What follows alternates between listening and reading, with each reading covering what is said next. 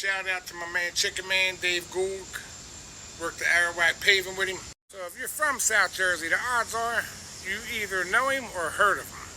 He used to have a restaurant, served breakfast only, right? And he sold eggs by the fucking bushel basket. Anyway, he had a big chicken out front of his restaurant. Big, like a fucking billboard chicken.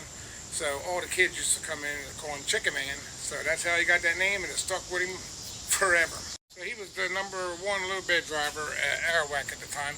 So they posted the job up for lowboy, and nobody, there was 50-something fucking drivers. Not one person applied, except for me, I believe one other person. I was only about a year into the company.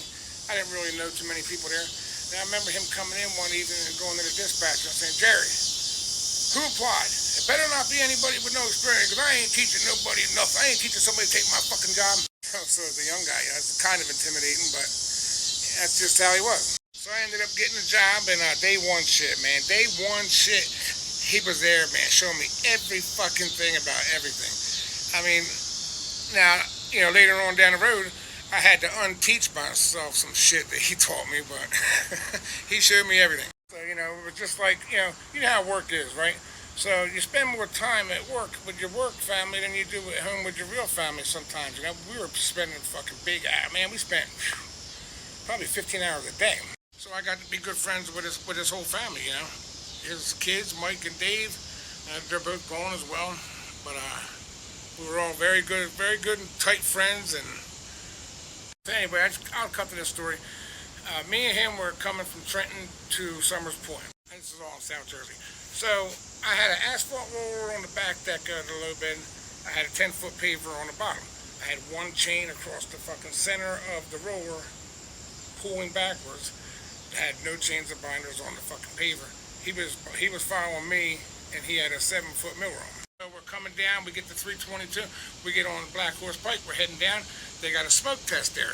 Troopers are out there. So the one trooper waves us on, just tells us go on. So I keep on going. Dave follows me. Well, about 2 miles down the road, here comes another state trooper. Cherried us up, man. Pulled us right the fuck over.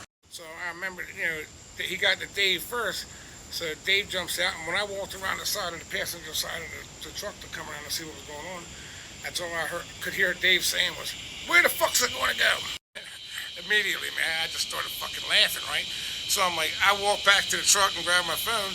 I fucking hit our supervisor, and I was like, "Yo, they got us, blah, blah, blah." One chain, right? I'm figuring they got us, man. They ain't no fucking way they're letting us go.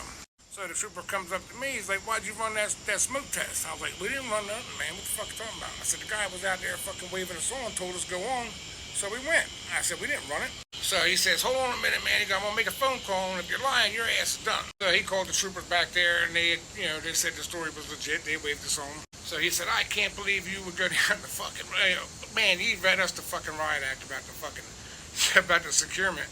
And I remember throwing chains out, and Dave's still arguing with the fucking cop, right? I'm like, I'm trying to throw chains out. I'm scared to death, trying to get everything hooked up. I didn't even have enough fucking chains and binders on the fucking on the trailer to be legal in the first place. Man, we laughed about that forever. But he was a good dude, man. You know, like I say, with the family, his wife Kathy. You know, with barbecues on the weekends, and man, it was a good time. It was a good time back then. It's times that you'll never forget. And shout out to Chicken Man. I wish I'd have got a chance to say goodbye to him, but I didn't. So here's my goodbye, Dave. Love you, brother. Tell Mike and Dave I say hi when you're up there. And keep it held down, cuz we'll keep it held down here. Fuck them.